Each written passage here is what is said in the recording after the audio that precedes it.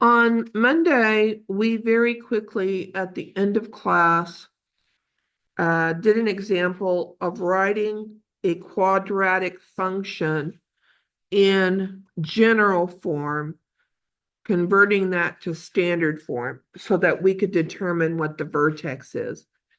And I showed you the completing the square method. There is another way to do this. So if the completing the square method bothers you, I'll show you the other way to do this. Okay, so the completing the square method first. Now we are going to be completing the square on some quadratic equations today. So this is a good way of practicing that. So what we want to do is we want to write this in the form of x minus h squared plus k, where hk is the vertex. So if you can get it in that form, you can just look at it and tell me what the vertex is. So this is what we do. We first factor out any common factor from the x squared and the x term. So it looks to me that we have a common factor of 3. 3 is a factor of 3x squared. It's also a factor of 24x. So I'm going to factor that out. So that's going to be what? X squared plus 8x. And I'm going to leave some space inside the parentheses. And then I have what? Minus 12. And now I'm going to complete the square on the two terms inside the parentheses because I want to make this a perfect square trinomial that will factor to x plus something, the quantity squared. So I want it in this form right here. So I want this right there to be in that form. So what I do is I take the middle coefficient, the coefficient on the x, and I divide that by 2. And then I take that result and I square it. And I add it right there. So 4 squared is 16. So whatever I add on the inside of those parentheses, I have to subtract over here. So every single time, this is going to be a plus. It's going to be a plus. And so outside of those parentheses, you got to subtract it. So what have we got here? Well, I've got 16 times 3. So what I'm adding over here on the left is 48. So what do I have to do over here on the right? Subtract 48. So I'm going to subtract 48. Because what I essentially have done, is I've added 0. Because I added positive 48 over here on the left, and I added negative 48 over here on the right, so I've added 0. And then I factor this. A perfect square trinomial factors to the square root of x squared, which is x, plus the square root of 16. The square root of 16 is 4, because 4 times 4 is 16. And then what do we have? Minus 16? And you're done. So what's the vertex? The vertex is the opposite of whatever that is and whatever that number is. So the vertex of this parabola is -4, -16. Okay? Now the alternate method of writing this in standard form is to find the vertex. So let's go back up here to the original function. In the original function, A is 3 and B is what, 24? So the x coordinate of the vertex, which is h, is what? Negative b over 2a, which is what? Negative 24 over 2 times 3. Is that negative 4? And then what's k? K is the function evaluated at negative 4, which is 3 times negative 4 squared plus 24 times -4 minus 12. I would take my handy dandy calculator out and calculate that. I believe that's -60. It better be. And then you can write it.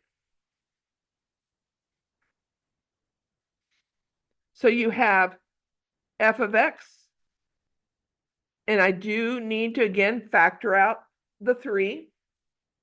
So I need the 3 on the outside of the parentheses. X minus a -4 is x plus 4 squared, and k is -60. Same thing. Because the form of the, I should have put an a over here, by the way. The standard form is a times x minus h squared plus k. 6 of one, half dozen of the other, whatever works for you. We are going to complete the square here in a second on some quadratic equations, because that's what we're going to do today. We're going to solve quadratic equations. And we're going to solve quadratic equations using a whole bunch of different methods. Now, I don't really care how you solve a quadratic equation. I only care that you do the arithmetic correct. You know, what a silly thing to get tense about. But you're solving these fairly complicated equations. And if you mess up the arithmetic, the problem's wrong. So let's be really careful with signs, SIGNs, and the arithmetic. All right. So we're going to solve quadratic equations. We're going to do it first by factoring. Then we can do it graphically. Well, that's kind of helpful. We're going to combine a graphical method with algebraic. We're going to use the square root method, which you notoriously do incredibly poorly. So maybe you don't want to use that because, oh my goodness gracious, do you do that wrong? And I'm not saying you as you, it's the collective you of all the zillions of students I have had over the nigh on 37 years I've been doing this. So every student in every class gets the same lecture. You do this really poorly. The next way is completing the square, which is similar to what we just did. It's probably the least popular method for doing solving quadratic equations, just saying, because once you complete the square, you got to go back up here and do that. Fraught with danger is that. And then the method that works every single time on every single quadratic equation is the quadratic formula. Now, what's the problem with the quadratic formula? It's a formula that you got to plug in 3 different numbers into it. And boy, howdy, do you do that poorly. So if you can factor, you should. Otherwise, use the quadratic formula with caution. Okay? So factoring methods. An equation that can be written in the form ax squared plus bx plus c equal to 0. So this is a quadratic equation, is called a quadratic equation. The way we solve quadratic equations by factoring, which we did do on Monday because we found the x-intercepts of a quadratic function, is we factor the ax squared plus bx plus c, we factor that, and then we use what's called the zero product property. And every book calls it something slightly different, but it's the zero product. That's the important part. Because what we know is if we have a product, that means things being multiplied together, and the result of that multiplication is the number 0, then one of the factors in that multiplication has to be 0. You cannot multiply 2 numbers together and get 0 without one of them being 0. That's the way multiplication works. So the zero product property says that if we have a factorization equal to 0, then I can set each factor equal to 0 and solve the resulting equations to solve the quadratic equation. Okay, so let's solve this quadratic equation. We have 3x squared plus 7x equals 6. To use the zero product property, we have to write this quadratic equation in general form, which means we've got to get the 6 over from the right-hand side to the left. So how do I do that? Do I subtract it from both sides?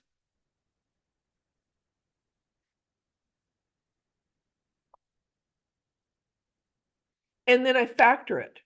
And whatever method you're comfortable with factoring a quadratic, I'm not going to tell you you can't use it. But anytime I factor a quadratic, I should check my factorization by foiling it. So I'm going to do trial and error. Okay, so this is how I do trial and error. Well, let's put the x's in here. So I know the first spots have to both be x, because x times x is going to give me x squared. So what do? I look at the first term, 3x squared, and I look for factors of 3.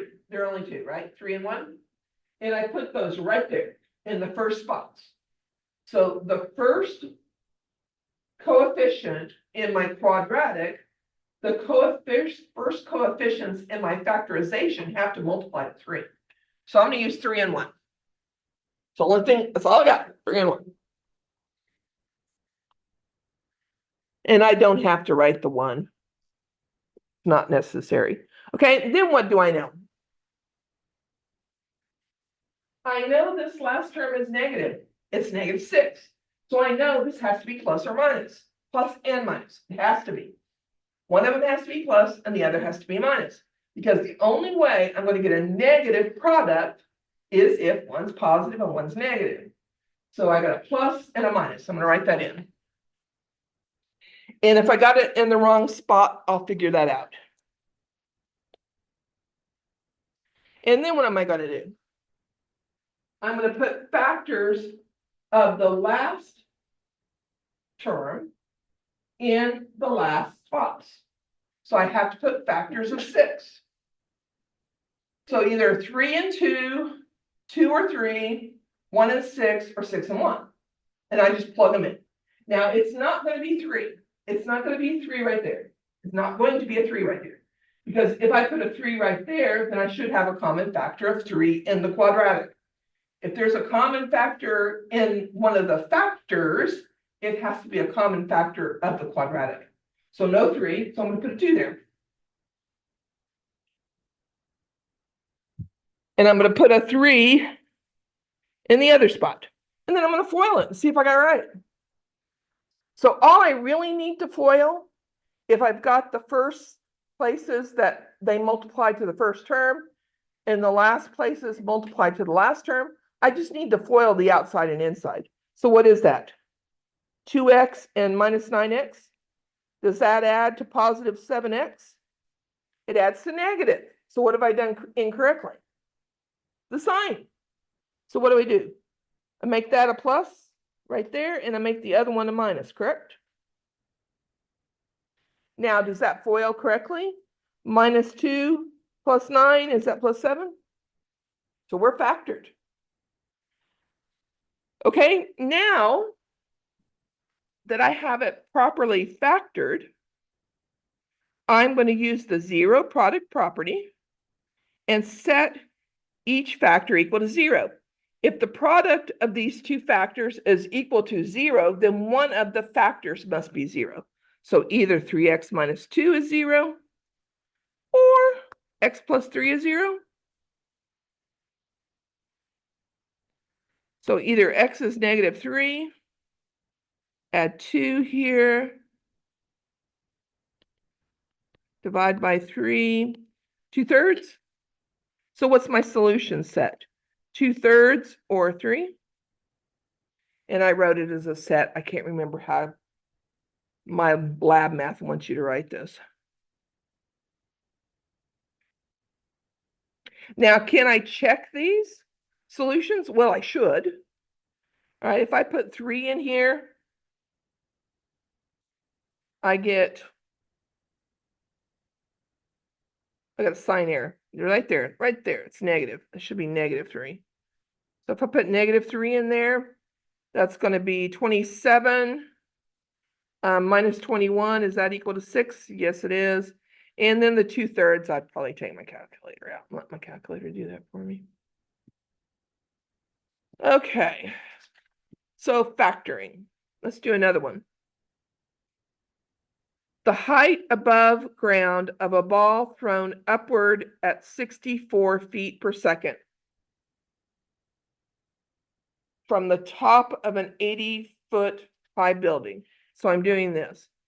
I'm on an 80-foot tall building, and I'm throwing this ball upward. Actually, we're doing straight up, aren't we? Straight up, because I would need to know the angle I'm throwing at if I'm not throwing it straight up. At what, 64 feet per second? Is modeled by, after all that work, I have the model, the quadratic model. And if it's straight up, it's just going to go up and come down. But if I throw it at an angle, then gravity is going to affect the trajectory of that ball, and it's going to be parabolic. So on planet Earth, the acceleration of gravity, which is 32 feet per second squared, changes that trajectory. If you throw a ball, everybody's seen this, right? It goes up and it does the parabolic thing and it comes back down. Have you ever played Angry Birds? Angry Birds, that's what you do with those little birds, right? You shoot them up in the air, and what's the trajectory of your Angry Bird? It's parabolic. All right. So S of t is 80 plus 64t minus 16t squared. S is the height that the ball reaches, and t is the time that the ball's in the air. So t is the number of seconds after the ball is thrown. How long will the ball be in the air? So what you're interested in is where it hits the ground. Where it hits the ground is when the height is 0, correct? It's going to go up, come down, and hit the ground, and where it hits the ground, somewhere out here, the height is 0. So you're going to take this thing, set it equal to 0, and solve it. So we have 80 plus 64t minus 16t squared is equal to 0.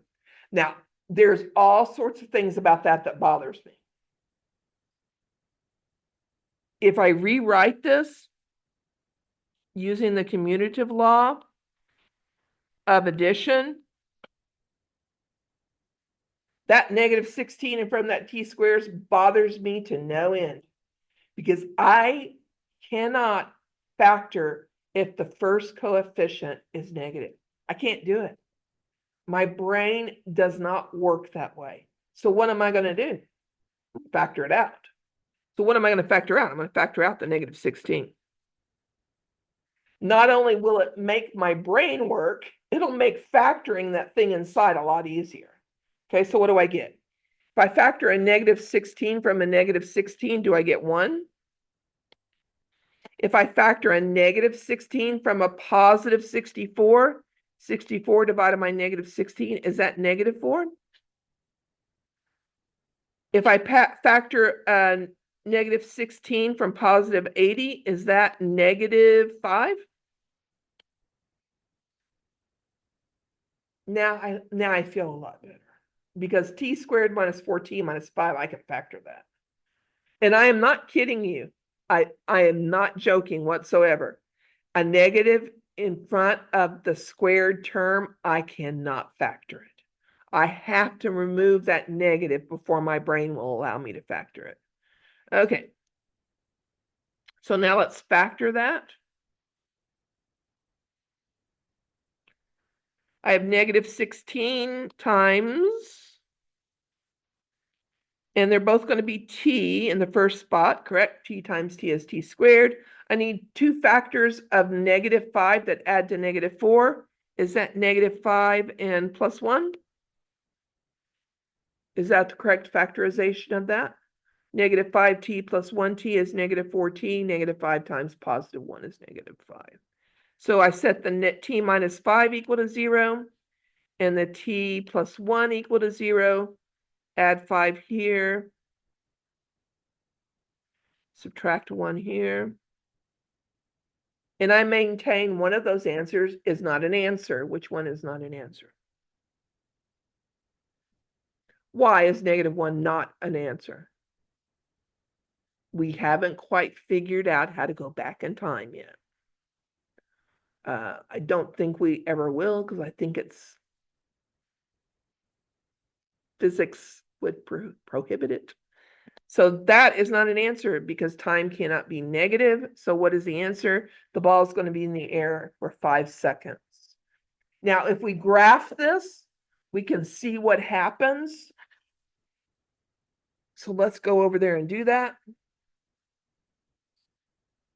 So I'm going to graph the original equation, the original function, 80 plus 64t minus 16t squared. I don't have t's on my calculator for functions. I'm going to use x.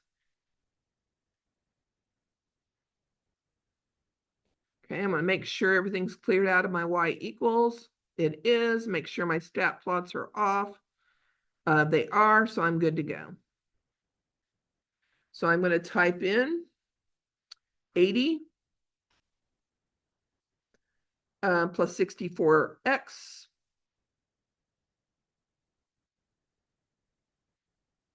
minus 16t x squared, 16 x squared. So what kind of window do I need here? I'm going to go, I mean, I could find the vertex of this. What's the vertex? Minus b over 2a.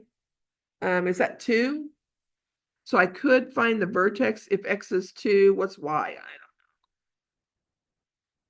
don't use your calculator on your phone, but I'm going to.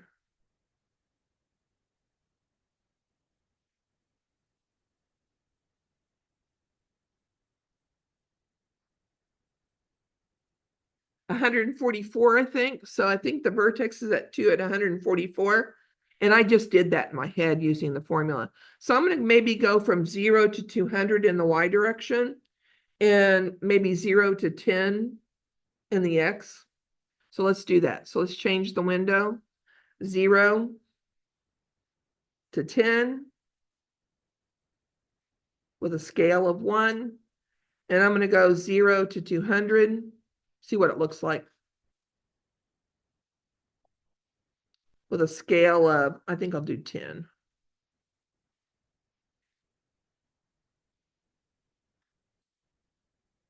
Yeah, my x scale is probably too big. But can you see that it's hitting the ground over here at what? 1, 2, 3, 4, 5? Is that where it's hitting the ground? So here's little person right here throwing the ball up, and the ball goes up. It reaches the maximum. The maximum's the vertex. And then it what? Falls. So it's increasing for so many seconds. And I think I calculated that to be 2 seconds. After 2 seconds, it starts falling. It starts decreasing. The height decreases, and it hits the ground when t is 5.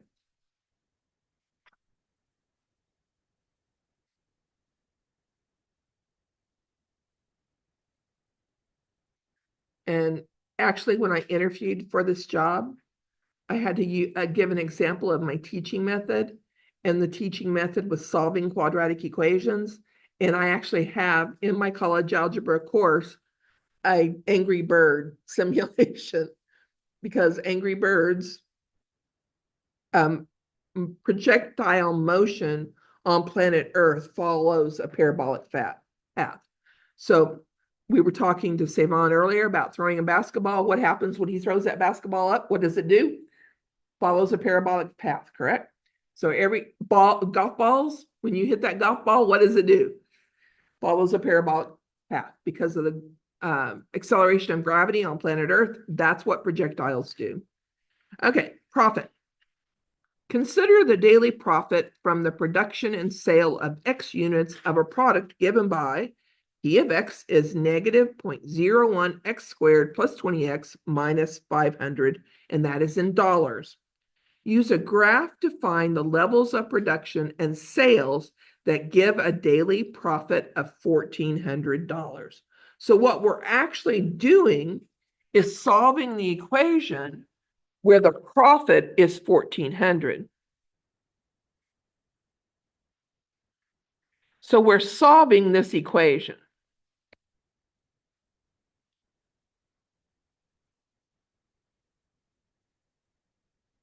And since this is a quadratic whose coefficient on the x squared is a negative number, it is going to be a parabola that opens down. So it is going to have a maximum.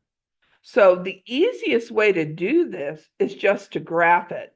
As a matter of fact, at this point in time, we don't have any other way to solve it because I'm not sure I can factor this thing. Maybe I can, but I don't want to try.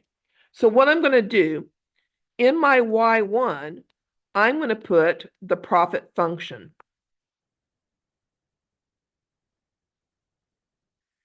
And in y2, I'm going to put what the profit is equal to. I'm interested in where it is equal to $1,400. And the profit function, that parabola, is going to intersect that horizontal line, y equals 1,400 in two different places. So what kind of window do you think I need? I mean, I could quick find the vertex of this thing. The x-coordinate of the vertex is minus b over 2a. That is minus 20 over 2 times negative 0.01. My handy dandy calculator says that 20 divided by 2 divided by 0.01 is 1,000. So x needs to go to at least 1,000. I'm going to make it go 2,000. And y would be the function evaluated at 1,000, which is negative 0.01 times 1,000 squared plus 20 times 1,000 minus 500. And my handy dandy calculator says this is 9,500.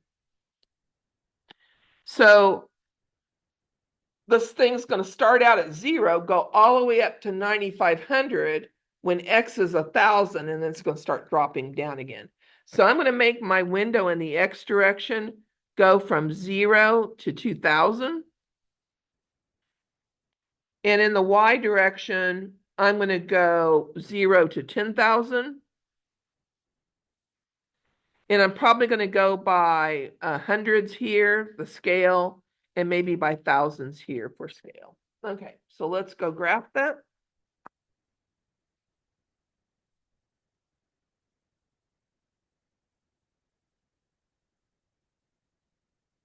Okay, so I'm going to clear out what I have in there. And I'm going to put negative 0.01 times x squared. Oops, wrong exponent. But I can fix it. Okay, plus 20x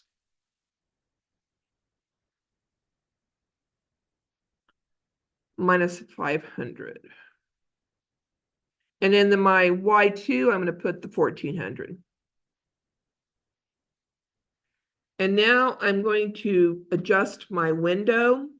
So in the x direction, I found real quick calculation that the vertex is at x is 1,000. So I'm going to go in the x direction to 2,000. And I real quick found that the y coordinate of the vertex was what? 9,500. So I'm going to go to 10,000. So let's change the window. 0 to 2,000. And I'm going to go use a scale of 100. And from 0 to 10,000 by a scale of 1,000. And see what it looks like.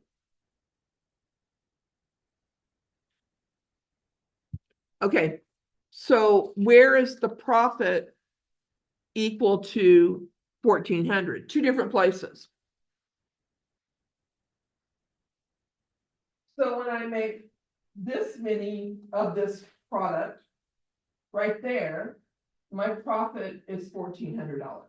My profit increases till it reaches that maximum of $9,500, and then it starts falling off. So the more that I make of this product after I make 1,000, because 1,000 is the sweet spot, that's where my profit is maximized.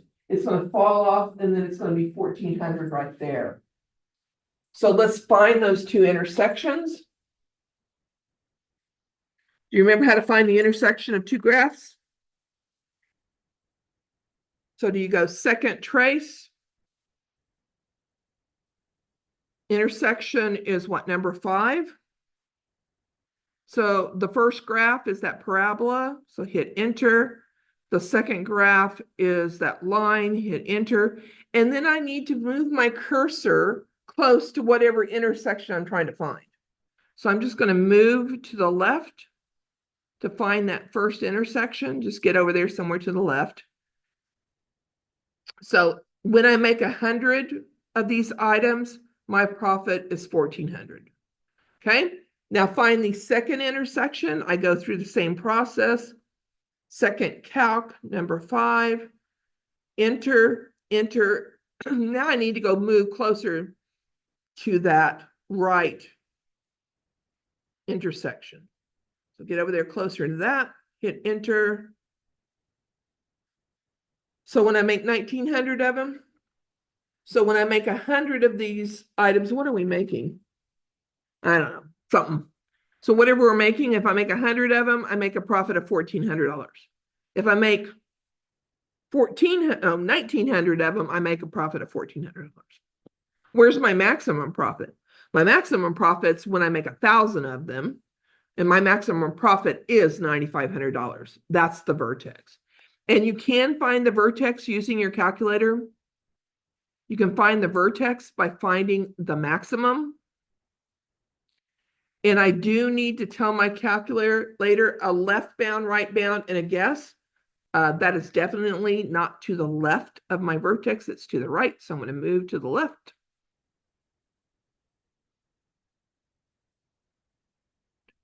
Then I'm going to move to the right because I have to give my calculator bounds.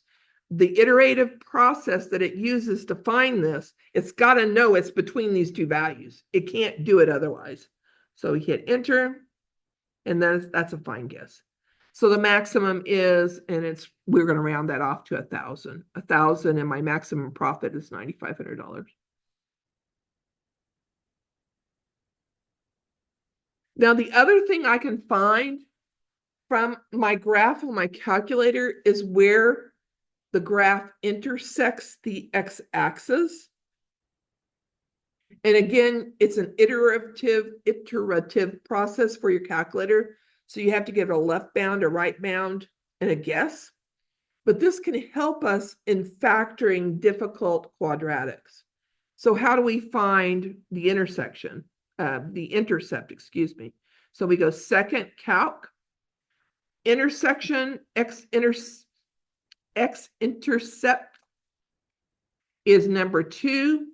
And as you recall from the last test, where you had that one problem where you had to find the x-intercept, it's the same as the 0. They're the same thing. And again, you have to give your calculator some bounds. So you have to be to the left of that intercept. So now I am to the left because I'm down below it. And then I have to get to the right of it. And then I give it a guess. And the 0 is at what, 25.32?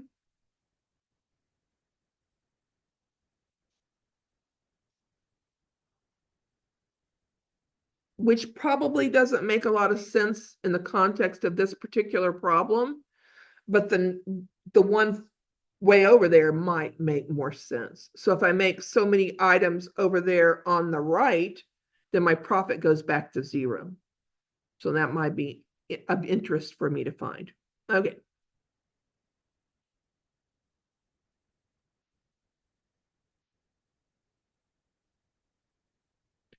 Okay, so that leads us to this thing called the factor theorem. The polynomial function that has a factor of x minus a, the polynomial function f has a factor x minus a if and only if f of a is equal to 0. Thus, x minus a is a factor of the function f of x if and only if x equals a. I can't read, honestly. X equals a is a solution to the equation f of x is equal to 0. And you know this.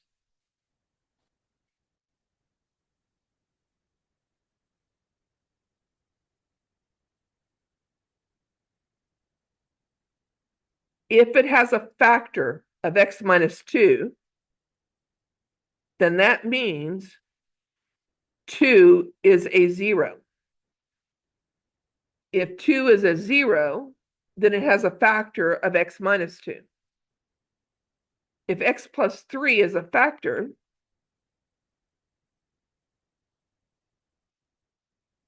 then minus 3 is a 0.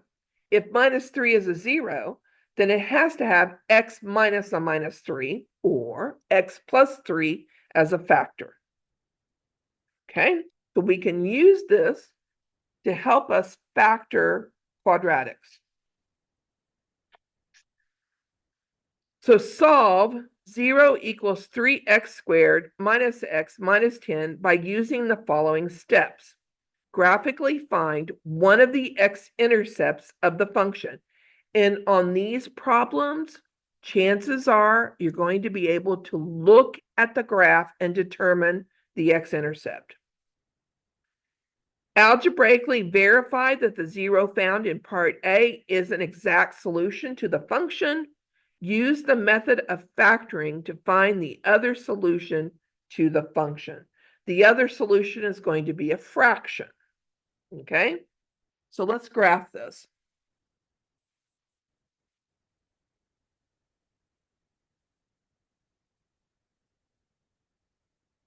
Okay, so I'm going to graph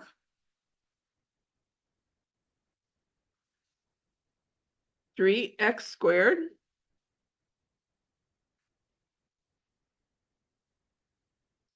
minus x minus 10. I do believe, well, I'm not going to say that. Oh, I got it in my Y2. I don't care. It'll be fine.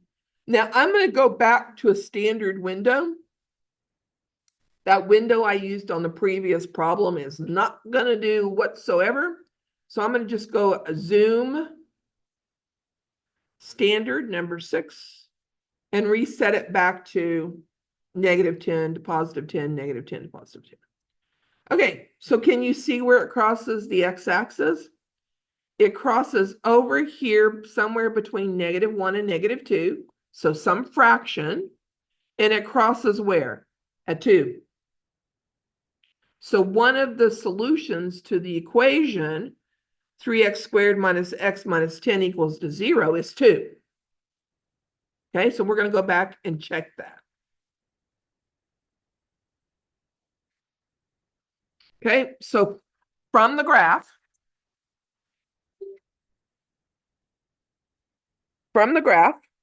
I saw that x equals 2 is an intercept. Now I'm going to verify that that actually is a 0. So I'm going to plug in x equals 2 into the equation.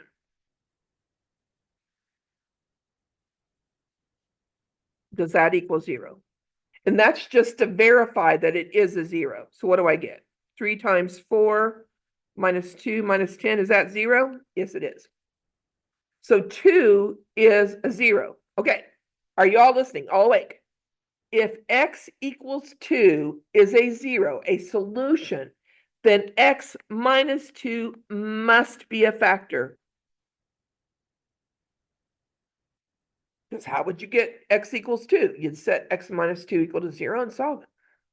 Okay, so this thing factors to x minus 2 times something equal to 0. Then what is that? Well, if that's a 3, this has to be a 3. And then you need to put factors in such that the 2 times whatever this is equals 10. Is that going to be 5? It has to be. That's the only way that negative 2 times something is going to give me negative 10. So it has to be 5. So now set that equal to 0, 3x plus 5, set that equal to 0, subtract the 5, 3x is equal to negative 5, divide by 3. Is the other solution negative 5/3? And I saw that in the graph that it was somewhere between negative 1 and negative 2. Negative 5/3 is what? Negative 1 and 2/3? So it is somewhere between negative 1 and negative 2.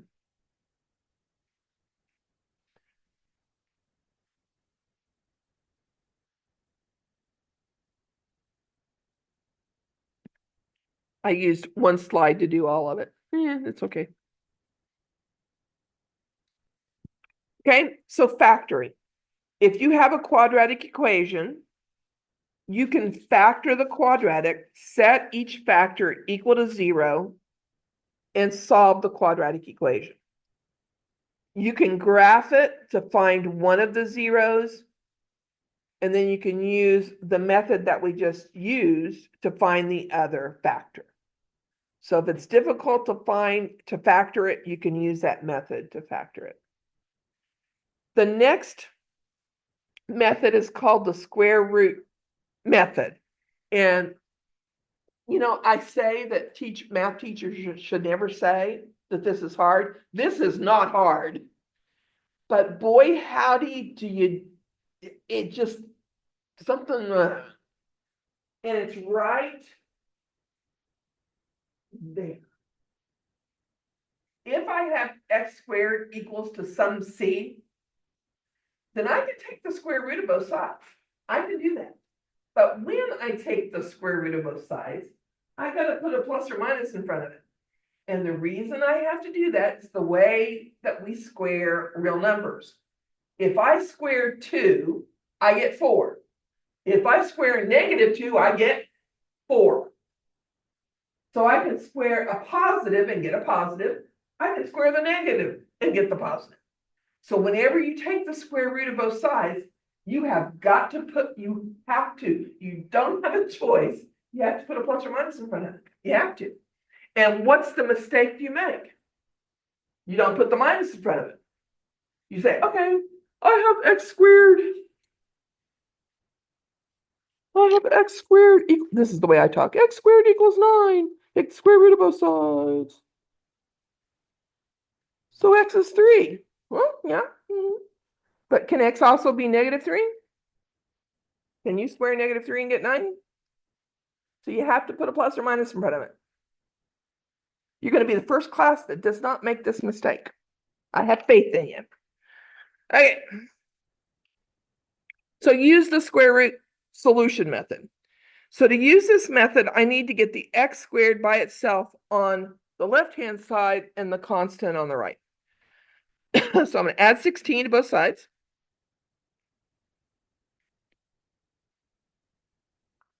And then I'm going to divide both sides by 2. And then I'm going to take the square root of both sides.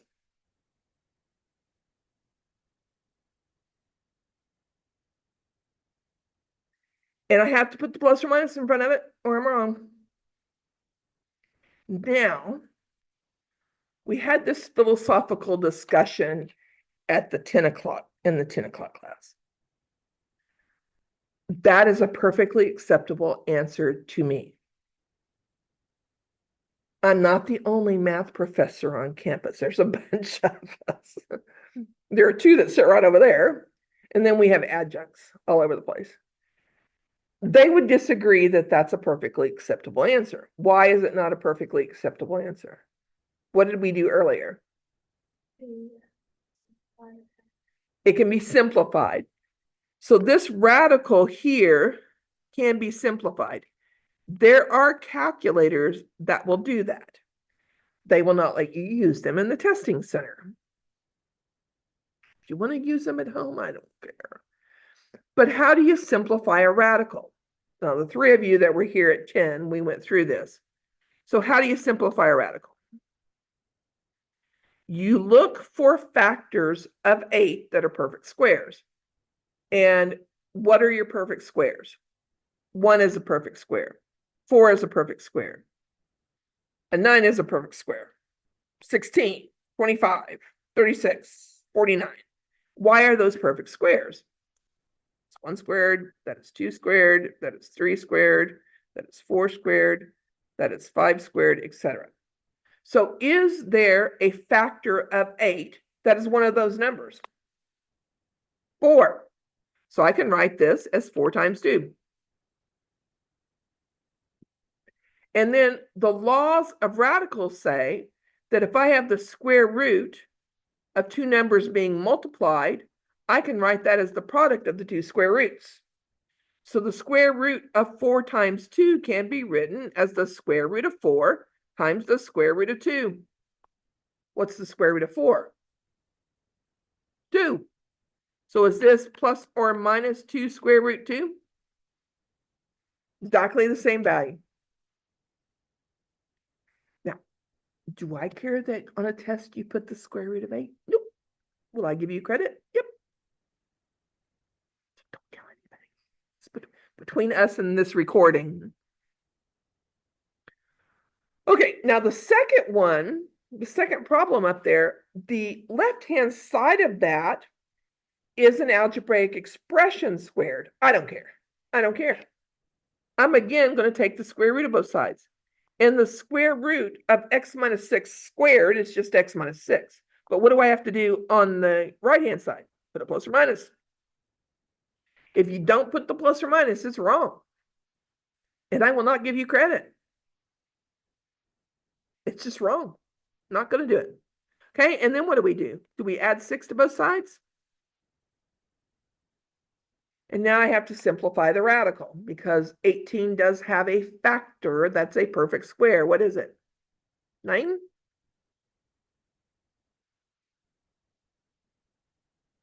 Nine times 2.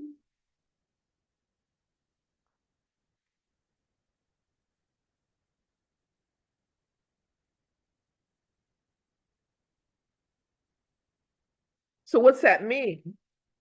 So x could be 6 plus 3 times the square root of 2. Or x could be what? 6 minus 3 times the square root of 2. There are 2 different irrational solutions to this equation. One irrational solution, and it's irrational because the square root of 2 can only be written as a decimal approximation. So if you have numbers that can only be written as decimal approximations, they're irrational. So we have 6 plus 3 times the square root of 2, whatever that is. So you could use your calculator to figure that out.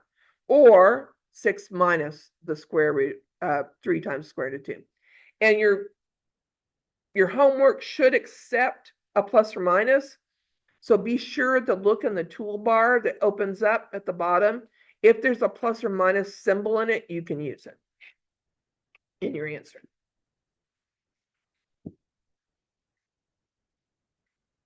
Okay, now you can complete the square to get it in the form to use the square root property. I don't recommend this, but we're going to do it anyway. Solve x squared minus 12x plus 7 equals 0 by completing the square.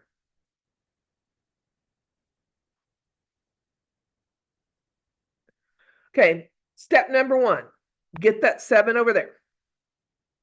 So move the plus 7 from the left-hand side to the right-hand side by subtracting it.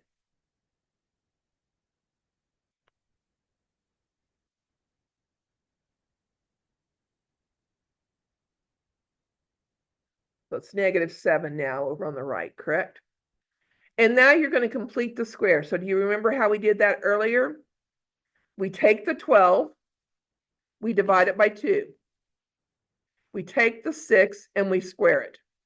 And then we're going to add that right there. And we're also going to add it right there. So whatever I do to one side of an equation, I must do it to the other. I have to, because an equation is like a scale that's balanced. Whatever I do to one side, I have to do the other side to keep the balance. All right. Now this will factor to x minus the square root of 36 squared. And what's negative 7 plus 36? Is that 29? And then you take the square root of both sides. So x minus 6 is equal to plus or minus the square root of 29. Add 6 to both sides. 6 plus or minus the square root of 29. And there are no perfect, as a matter of fact, 29 is prime. What's it mean for a number to be prime? Do you remember? It only has itself and 1 as factors. So 29, only factorization of 29 is 29 times 1. It's prime. So we're done. So you have two solutions. 6 plus the square root of 29, whatever irrational number that is, and 6 minus the square root of 29, whatever irrational number that is. Okay. So I taught for 13 years, and then I went away and made money. And when I came back to teaching 10 some odd years ago, I was, I was so energetic, and I used to derive the quadratic formula. And I want to demonstrate the look on students' face as I was deriving the quadratic formula. Or it was one or the other. So I don't derive it anymore. This is the quadratic formula. So if you have a quadratic equation, ax squared plus bx plus c, a is the coefficient, it is a number on the x squared term. B is a number, it's the coefficient on the x term, c is the constant. It's a plug and chug. So the quadratic formula is negative b, so you change the sign of whatever b is, plus or minus the square root of b squared. That first number there, b squared, is always positive. Always. Because you can't square a real number and get a negative. B squared minus 4 times a times c, the whole shebang divided by 2a. So you plug and chug, you plug the a in wherever the a is, you plug the b in wherever the b is, you plug the c in where the c is. Plug and chug. A, b, and c are constants. They are real numbers. They are not variables. So when you do all this plugging and chugging, there's no variables involved. It's all constants.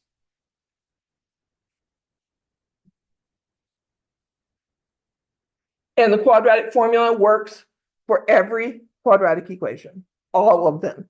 Factorable, whether you use square root property, whatever, it will work for everything. It's just fraught with places to make boo-boos. Okay, so let's solve. 6 minus 3x squared plus 4x equal to 0 using the quadratic formula. Now I'm going to rewrite this. I'm going to put the 6 over here using the commutative property of addition.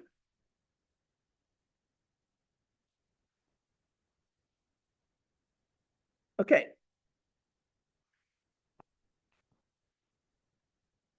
Now I need to decide what a, b, and c are. A is the coefficient on the x squared term. A is negative 3. Now, I could multiply everything by negative 1 and make a positive 3 if I'm uncomfortable using negatives in my quadratic formula. B is the coefficient on the x, so it is 4. And c is the constant, c for constant. Now we're going to plug and chug.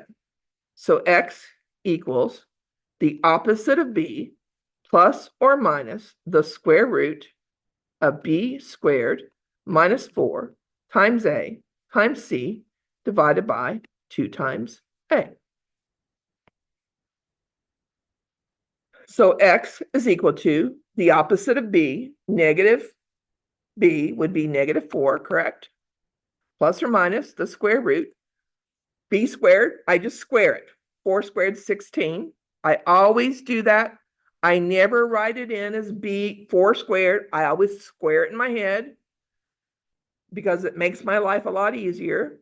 Minus 4 times a, what's a? -3 times c, which is what? 6. And all that's underneath the square root sign. And we're dividing by what? 2 times a, which is what? -3. So I could have written this as 3x squared minus 4x minus 6 equals 0. Multiply everything by -1, and that would take care of that -3 in the denominator. But I'm gonna be okay. It's gonna be okay. So we have x is equal to -4 plus or minus. Now I need to take my calculator out and take 16 minus 4 times -3 times 6. I think that's going to be, is that 88?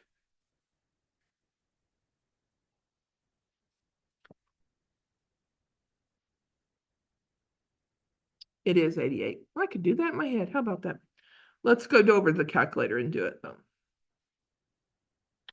So I have what? 16 minus 4 times -3 times 6. And my calculator knows how to separate the negative and it knows how to do that. Is that 88? So this is -4 plus or minus the square root of 88 divided by -6. All right, let's continue. -4 plus or minus, does 88 have a factor in it that's a perfect square? So what are my perfect squares? 1 is a perfect square, 4 is a perfect square, 9 is a perfect square, 16 is a perfect square, 25 is a perfect square. Can I write this as 4 times 22? Ran out of room. So that's -4 plus or minus the square root of 4 times the square root of 22 all over -6. I'm going to have to make some room here.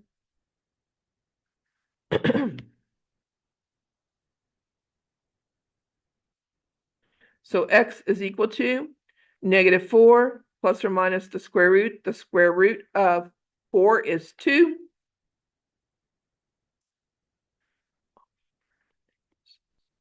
Okay, so what can I do here? I can do a little simplification. First of all, I can get rid of the negative.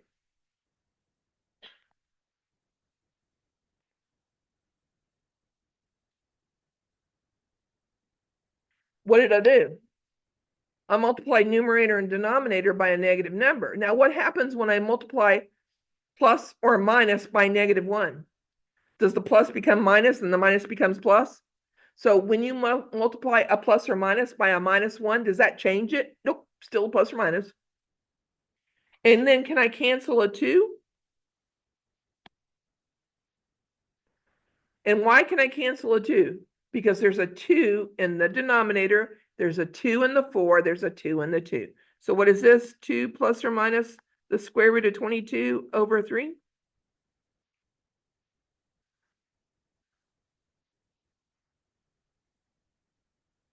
Now,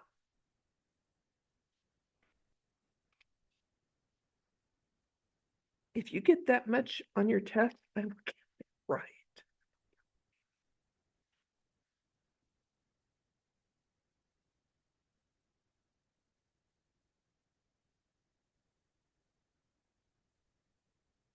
All right, let's do a practical example using the quadratic formula.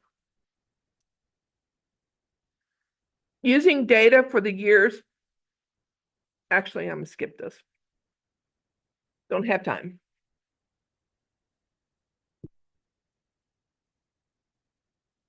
The discriminant.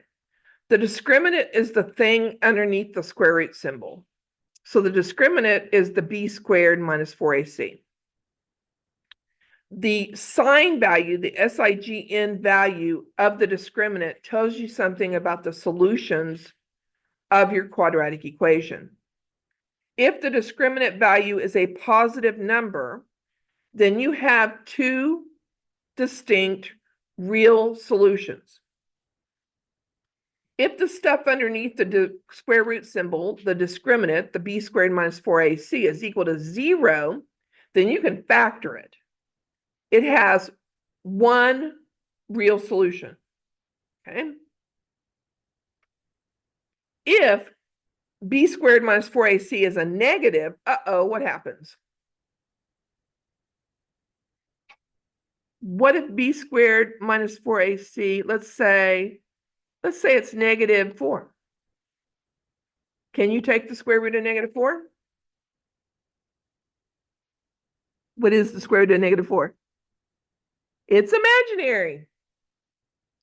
So if your discriminant is a negative number, you have two distinct complex number solutions. There's no real solution, but there is a solution, and it's complex. So we need to define complex numbers.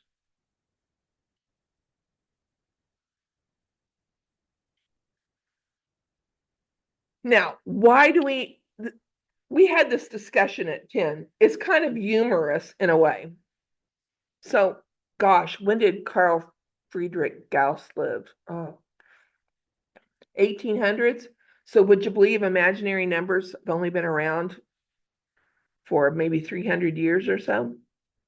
So we think of everything as ancient, but the concept of zero in the Western world, and we are in the Western world, is a concept that's only been around a few hundred years. Can you believe that? Okay, so imaginary numbers. So when you use the quadratic formula, which has been around a long time, there is a chance that the stuff underneath the square root symbol is negative. And I know I can't take the square root of a negative number in real numbers. That is not real, because there is no number I can multiply by itself and get negative 16. And I've been harping on that since day one in this course. You can't square a real number and get a negative. You can't do that. So a mathematician by the name of Carl Friedrich Gauss said, okay, let's give it a name. If I can't take the square root of a negative in real numbers, I'm going to say that I can take the square root of a negative number and call it I. And disparagingly, his colleagues said, well, if they're not real numbers, they must be imaginary. And I imagine they said that in German because he was German. So they call these numbers imaginary numbers because if they're not real, they're imaginary. And by definition, new number system, brand spanking new, the square root of -1 is this imaginary unit called I. So the square root of -1 is I, by definition. That is what it is. So if I square both sides of that, I now have a number that when I square it, I get a negative, and it's the imaginary unit. I squared is equal to -1. I is not a real number. It's an imaginary number. Okay? So now you can take the square root of negatives, and you can do this on your calculator. So I showed the 10 o'clock class. If I go to my calculator, and I go to the mode, which is just to the right of my second button, then if I arrow down, there is the choice between your calculator calculating in real numbers, or your calculator can calculate in what's called complex numbers, a plus bi. A complex number is just a combination of imaginary numbers with the real numbers. When I stick them together, I get the complex numbers. So if you'll highlight that and hit enter, then your calculator can take the square roots of negatives. So what's the square root, second square root of -25? It's 5i. So the square root of a negative is whatever the square root of the number is times the imaginary unit I. That is what it is. And again, if we take the two number systems, the real number system, every number that's on the number line, and all these imaginary numbers, and stick them together, we get the number system that are called the complex numbers. And now you have every number system you're ever going to need, unless you go into physics or something. You're good to go. So if we combine a real number A with an imaginary number B, if we combine those together, we get the complex number A plus BI. The standard form of a complex number, the real part comes first and the imaginary part comes second. And they do want you to write these in order. Real part first, imaginary part second. Okay? So now you can solve equations that we're squaring stuff and we get a negative. So on this one, we can use the square root property.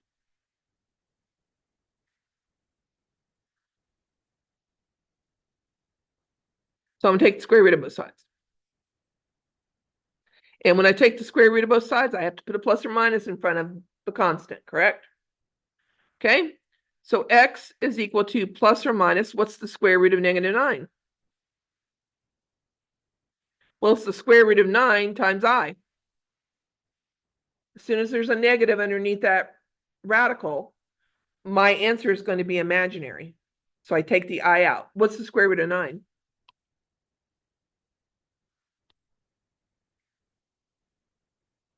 So, does that work? If I take 3i and I square it, what do I get? 9i squared, but I squared is equal to negative 1. So does that change that to negative 9? What if I put negative 3i in there? Is that still 9i squared? Negative 3 times negative 3 is 9. Okay, how do we solve this using the square root property? Subtract 24.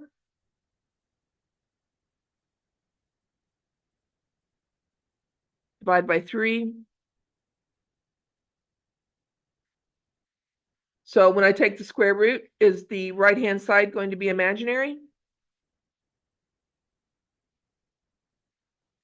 So is that square root of, better put the plus or minus in front of it, square root of 8i? What's the square root of 8? 2 square root 2? Because it's 4 times 2.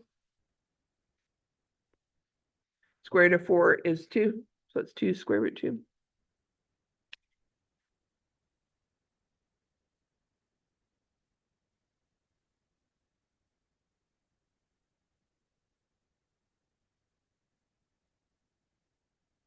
All right, let's use the quadratic formula. Now, you could have done both of those with the quadratic formula. A would be x squared plus 9 is equal to 0. A is 1 and C is negative 9. B is 0 because it's not there.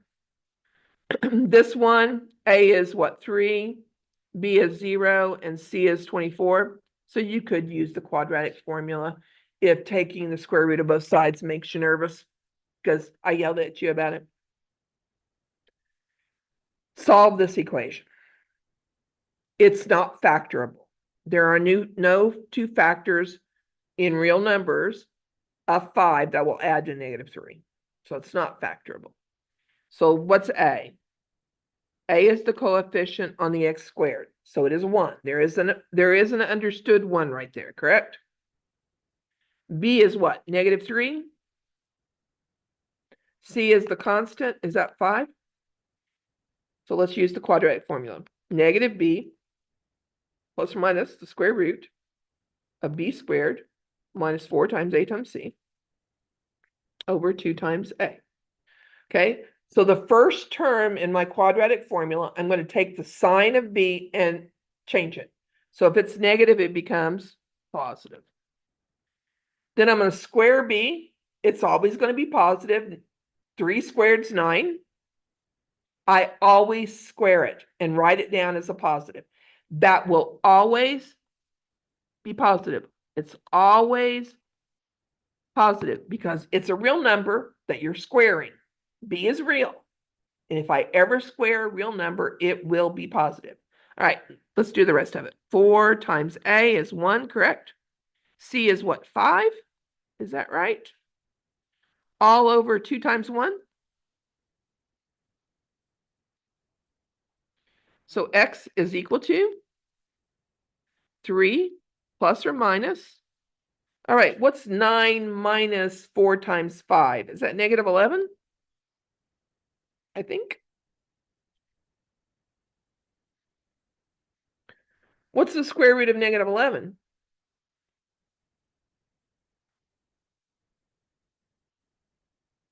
Is it the square root of 11 times I? Because since this is negative, this is imaginary. So it's the square root of 11 times the imaginary unit I. I don't know what the square root of 11 is, some irrational number. So we're done. Now, the book might want you to write this as complex numbers. So you'd write it 3 halves plus or minus the square root of 11 halves over 2i. It's the same result.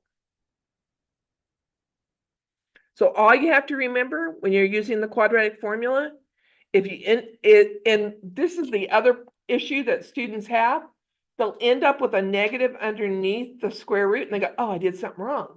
No, you didn't. Can you take the square root of a negative? Yes. It's just not a real number. It's an imaginary number. Last one. Let's use the quadratic formula to solve this. We've got 3 minutes and I think we can do it. If I'm going to use the quadratic formula, what do I need to do? Do I need to get that 3 over there? So am I going to add 3 to both sides?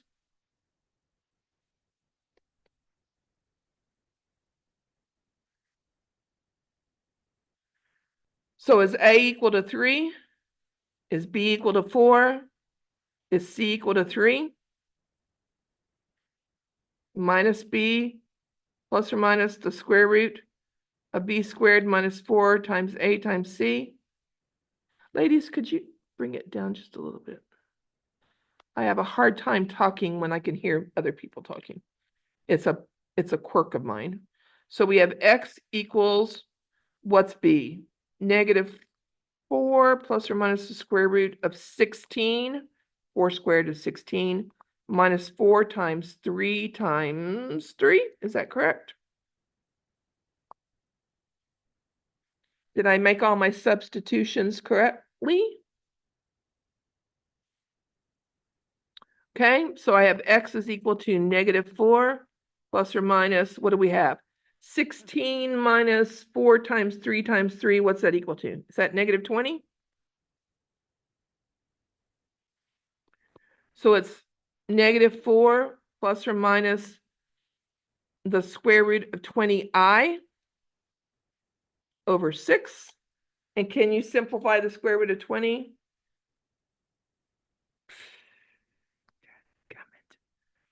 If I do this on the last slide, eek, eek.